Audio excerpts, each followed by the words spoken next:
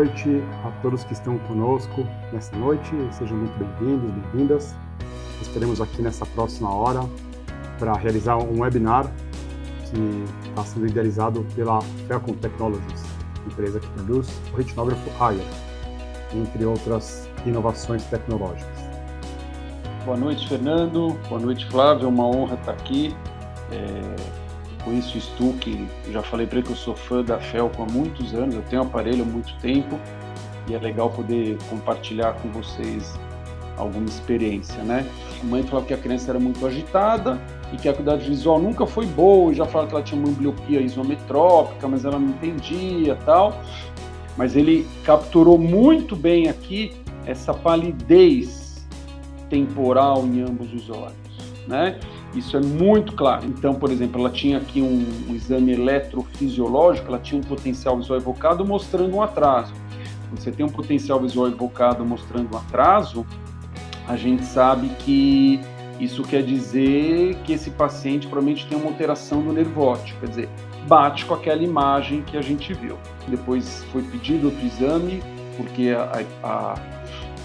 o quadro é muito característico, e aí você vê a positividade com uma atrofia óptica dominante que bate com a história, criança com uma baixa acuidade visual, mas não completamente cega, essa palidez temporal, e essa criança está sendo seguida. A facilidade da retinografia portátil, para mim, sempre foi algo que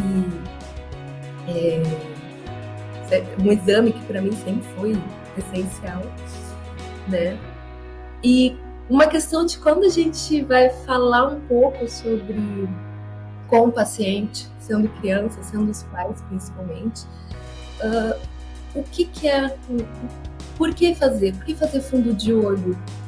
Porque a gente, né, as pessoas às vezes não entendem a diferença que é fundo de olho, né, do teste, por exemplo, do reflexo vermelho.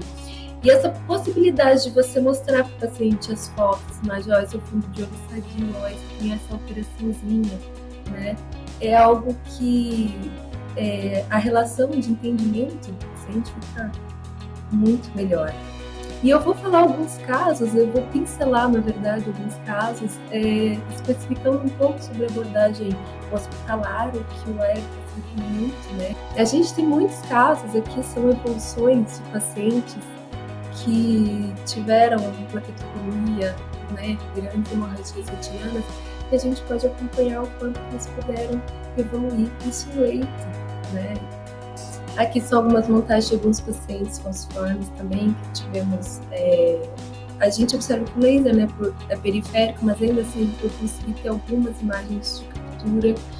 Tem a seta branca, mostrando onde que existe uma linha bem tênue, separando a retina que já vascularizou da retina que ainda não vascularizou, chamada de retina avascular. Nessa imagem nós temos a formação de duas linhas. Por quê? Essa primeira linha ou crista que foi formada, os vasos tentaram ultrapassá-la, como se fosse para formar ou ir vascularizando, seguindo o seu formato de vascularização. Mas a doença, ela vem muito ativa. Veja o follow-up dessa mesma criança que foi feita na época do fellow, hoje depois de 3 anos. Olhem como é que ficou. Ainda há alguns tortuosidade de vasos, que são os resquícios da prematuridade, mas olhem o nervo, olhem a mácula, olhem aqui como já formou tudo. Então, fizemos a abordagem na hora certa, com a medicação adequada e obtivemos os resultados.